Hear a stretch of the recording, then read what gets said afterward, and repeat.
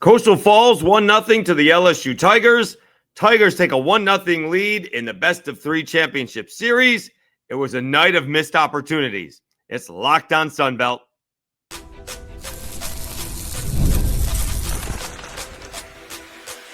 You are Locked On Sunbelt, your daily podcast on the Sunbelt Conference, part of the Locked On Podcast Network, your team every day.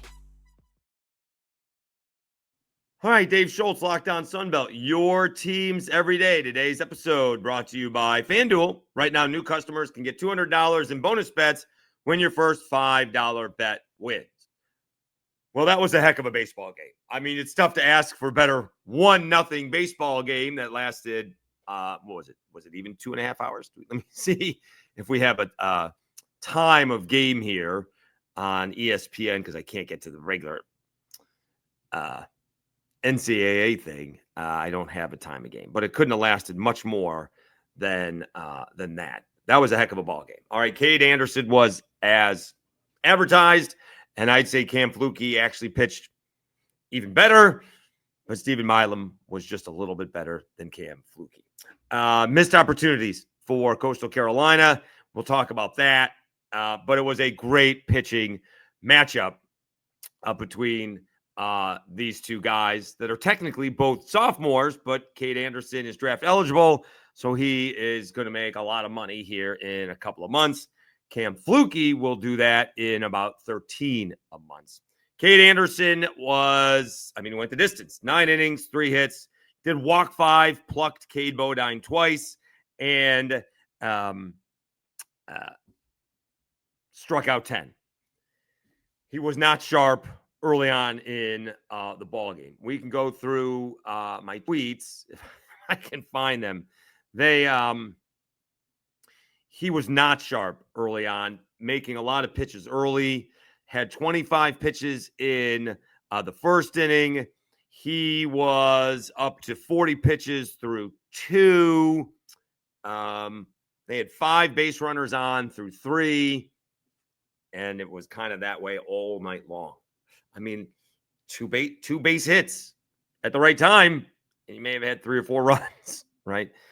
They didn't necessarily have multiple base runners on at the same time. They did a couple of times, and they just could not get the runs home. Cam Flukey was just as good. He made Bear Jones look a little foolish a couple of times. Bear Jones could not pull the trigger, and then when he did, he blew a fastball right past him. I will say Stephen Milam on the 1-2 pitch hits one right back up the middle for the base hit, and then almost hit one out. I know Pato kind of mistimed his jump, got his glove caught underneath the padding, but I mean, they're talking about he missed catching the ball, but that missed going out by that much. It was almost a home run. So Milam had a heck of a ball game. And you know what I'm not going to do? I'm not going to sit here and blame Ty Dooley for not going to second base. All right. Coastal Carolina was, according to ESPN.com, 0 for 7 with runners in scoring position. They left 9 men on base. They had plenty of opportunities. We'll get into that later. You can't win if you can't score. All right. I guess it looked like he would have been out. They showed the replays. They kept on laboring on it. The hitters got to come through. All right. Been through this with the Southern Miss fans. You know, when they had the good pitching in 22, they kept on telling me how much depth they had and how much talent they had, but the pitchers lost 10-0 and 5-0. They just lost 1-0. And so if the hitters come through once or twice, the play at second base doesn't matter. So Flukey was outstanding. He went 6 innings, scattering 4 base hits, walking just 2, although the leadoff walk to Milam, actually, I would blame that more than Ty Dooley's play because it's a leadoff walk. It is a ridiculous statistic, and I don't know it off the top of my head, but for some reason, leadoff walks come around to score more than leadoff base hits. It makes no sense, but that's the case. Strikes out 9. He was outstanding. Carbone comes on, gives up a couple of base hits, strikes out 2. We get the, he plunked, he plunked Dickinson, and we're having a controversy breakdown. Coastal Carolina fans see what happens. He puts his arm in the middle of it, and LSU media, oh my God, that's the worst call ever. I mean, I follow both, and it's hilarious. The announcer said, and it was really Chris Burke who said, I mean, you just don't do that naturally, throwing your arm down there. I wouldn't know. Who knows? It's a ridiculous rule. It used to be you had to try to get out of the way. Now you don't have to try to get out of the way, but you also can't, quote, lean into the pitch. Apparently that's what he did, and he called him out. All right, so Carbone caught a break with that play. But really, it is a tip of the cap for the two pitchers.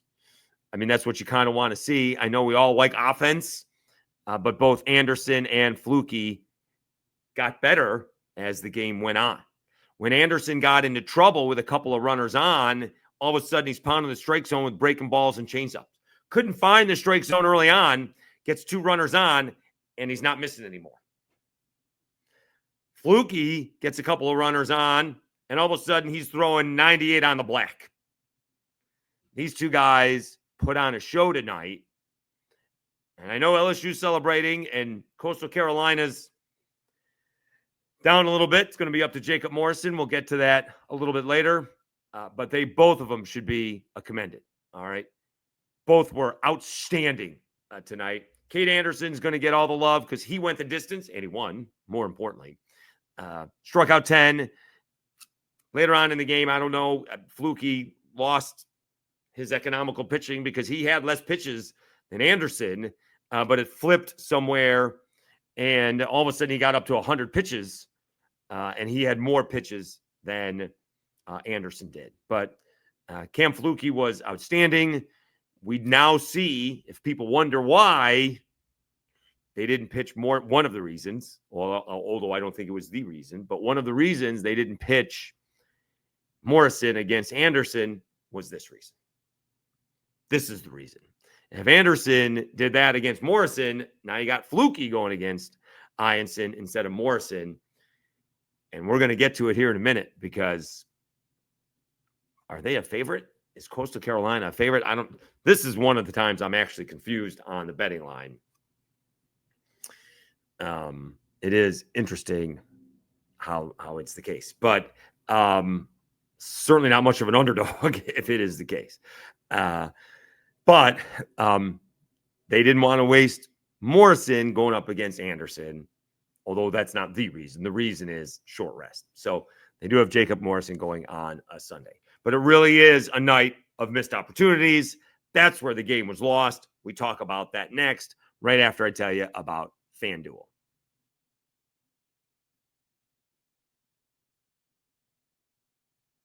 Summer sports are in full swing, and whether you're all about baseball or under the lights, golf on the green, or high-stakes soccer action, FanDuel is the best way to make every game more exciting. You're already following the action. Why not make it a little bit more thrilling? With FanDuel, you get in on the game while your friends are getting sunburned at the beach. I got it here. Sunday's ball game, really tight. LSU minus 118, but Coastal Carolina minus 108 with their ace, Jacob Morrison, on the mound. New to FanDuel, new customers can bet just $5 and get $200 in bonus bets if your first bet wins. Open the FanDuel app today or visit FanDuel.com/lockedon to get started.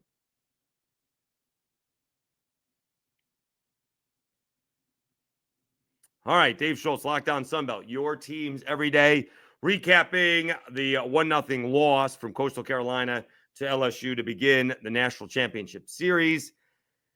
Game of missed opportunities. I mean, from the get-go, from the opening, even the opening at bat. And I am one, as people will know this, I don't know about being aggressive, but I like being in the moment. Caden Bodine got ahead of Anderson 1-0. I'm not swinging. Throw me another pitch. And I think he swung at a pitch that was down and in. Would have been 2-0.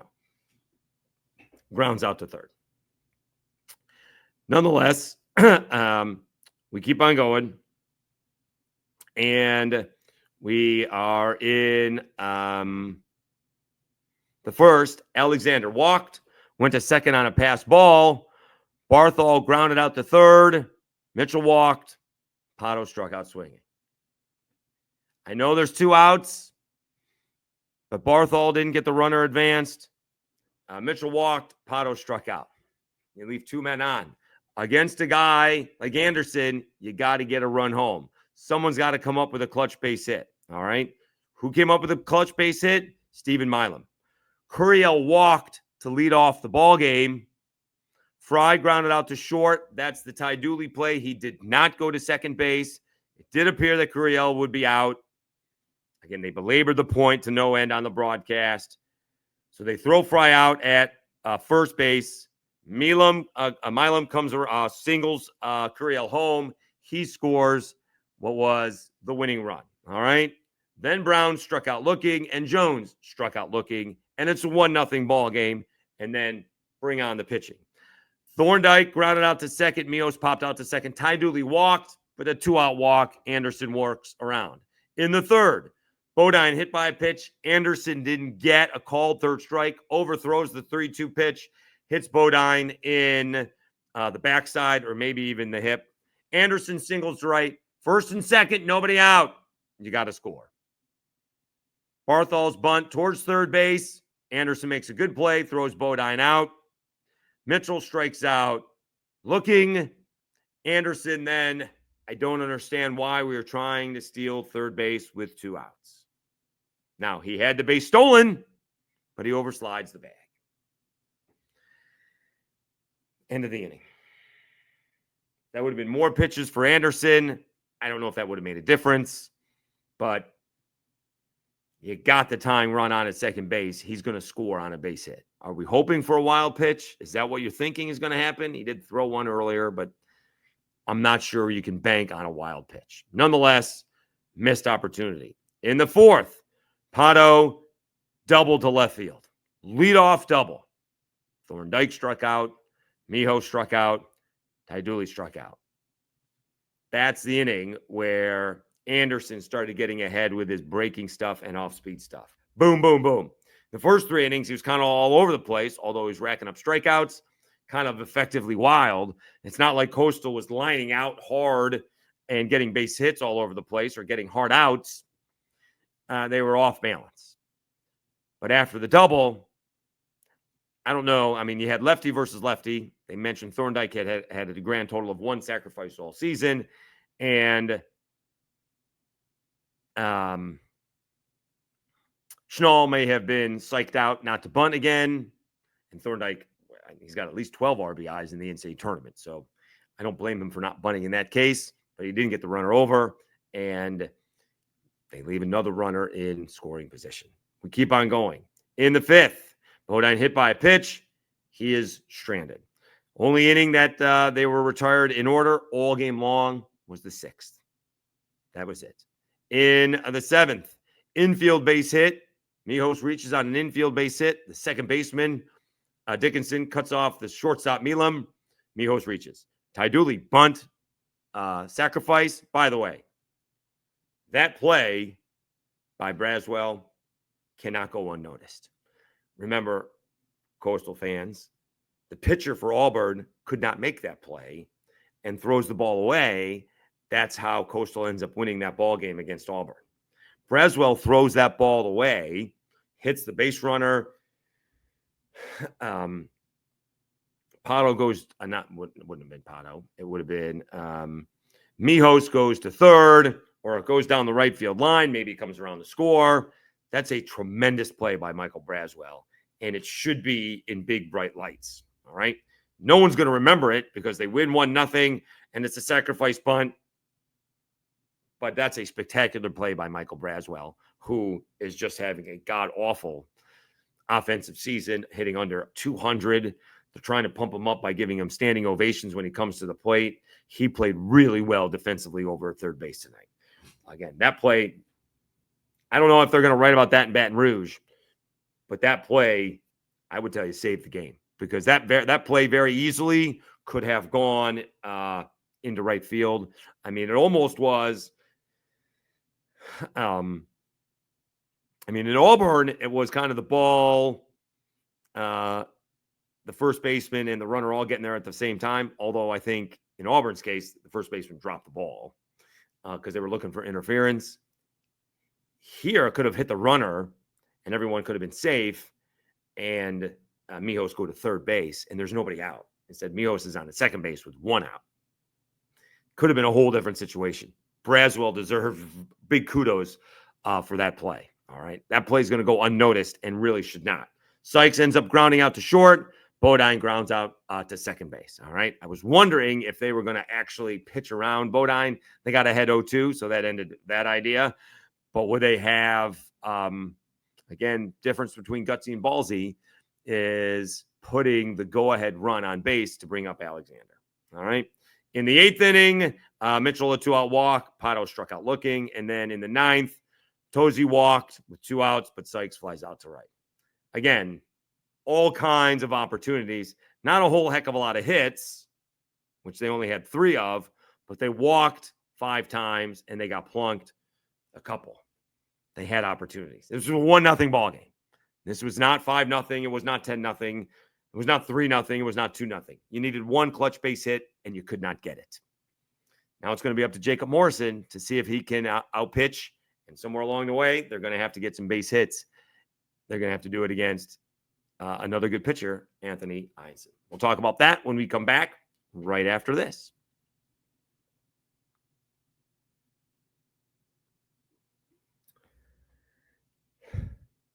All right, Dave Schultz, Locked On Sunbelt. You guys are great. This is going to be a record week. Forget record month. And depending what happens over the next 2 days, we will have more people watching Locked On Sunbelt this week than we've had in some months. Now, there's reasons for that. 1, we got some Sunbelt news. 2, Coastal Carolina is in the Sunbelt, is in the national championship. And LSU fans found the podcast. I thank you for everything. All right. So, it's been a great run. We squeezed as much out of Coastal as we can get. Maybe a little fortunate that fans like LSU came around. And we will see what happens with Texas State over the next 11 days. We will keep you updated with that as well. But thank you so much. Don't forget about the audio podcasts, Apple Podcasts, and Spotify. It is a big help. Just because the World Series is ending doesn't mean we are going anywhere, although we will be doing the show probably from Mama Schultz's deck coming up here. In about a week, we're going to get out of the heat and humidity and head to Central New York. But thank you so much. We're probably going to hit about 100 subscribers in the month of June. That's outstanding. All right. Really appreciate it. Locked On Sunbelt. Please subscribe. Please like. Please share. And don't forget about those audio podcasts on Apple and Spotify. You can subscribe there as well. Thank you so much.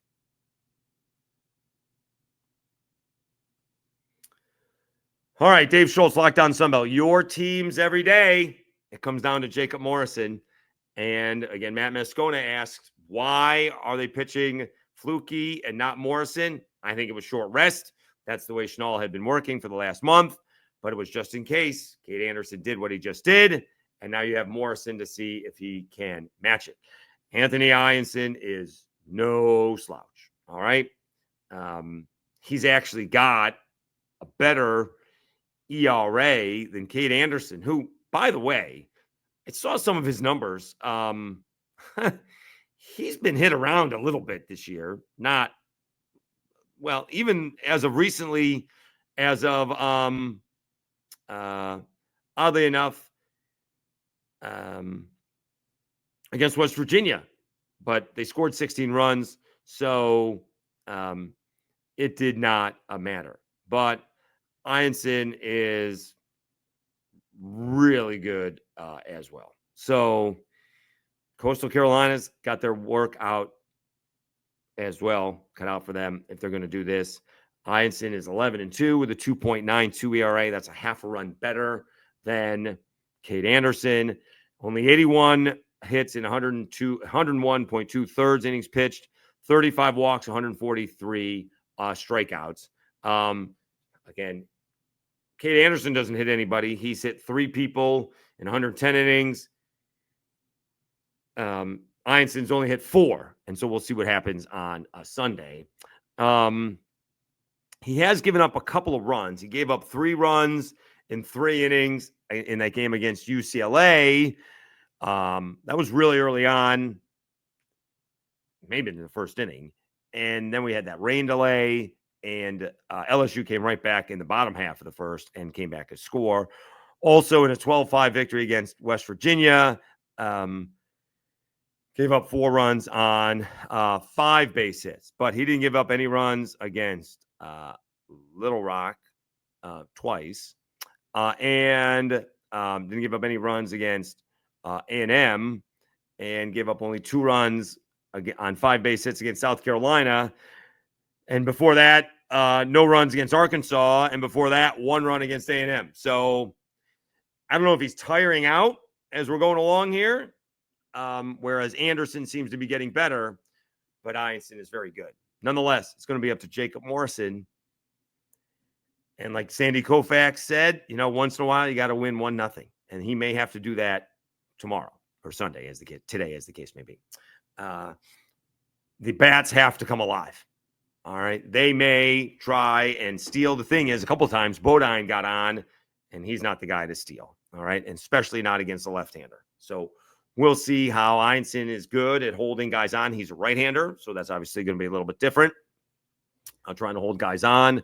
Anderson even threw over to first base a couple of times when Bodine was at the plate. That may have been to see if guys were bunting or not, but Bodine's not going to steal. He's attempted. I think he's only made 2 out of 9 times, so he's not the guy to go.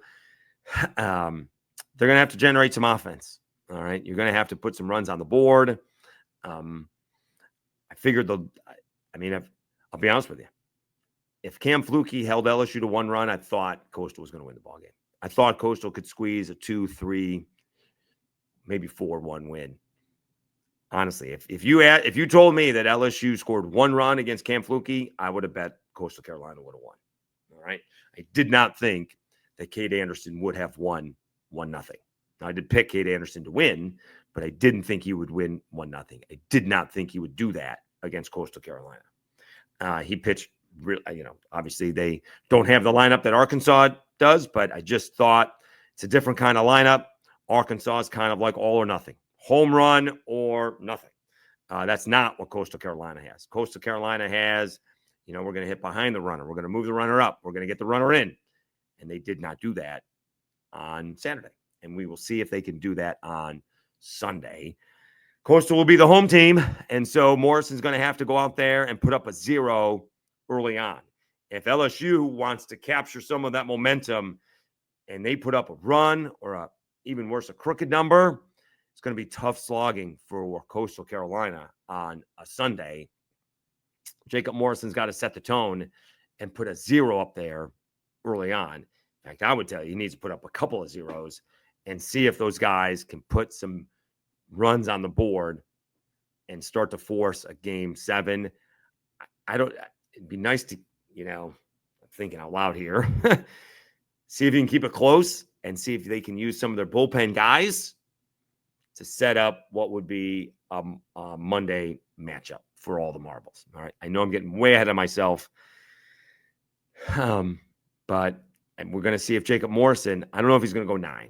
All right. I'm not sure that's his thing. I think, but I think, LSU's got the back end of the bullpen too, but they got, I don't think Carbone's going to go on today, but they got Ryan Lynch and you got Hayden Johnson. So you got a couple of guys. Morrison can go 7, even 6. You got a couple of guys that can finish it off. But it would be nice to see if Morrison can go 7, maybe even work into the 8th. They were talking about how hot it was, although it was breezy. Obviously, playing a day game, it's going to be a lot hotter. Although, looking from the LSU media, the heat is different in Omaha compared to what it is down south. So these guys were pitching in Auburn a couple of weeks ago, and it was unbearable. I don't think it's the same. All right, so we'll see if Jacob Morrison can help Coastal get to a third game. All right. And that's what we will be hoping for on Sunday. All right. Nonetheless, that was an all-time classic. All right. I mean, there's a, leadoff walk. They, not me, they are going to talk about Ty Dooley not going to second. I'm not going to do that. I would be more concerned with the leadoff walk than the play to second. I'm more concerned with the 0 for 7 with the runners in scoring position and the 9 men left on base. That would be me. Not blaming it on the shortstop on one play. All right. Not to mention, Milam hit a good pitch and it was 1-2. So maybe a little bit of a mistake there by Flukey, and he didn't make many of them. Milam almost got him another time.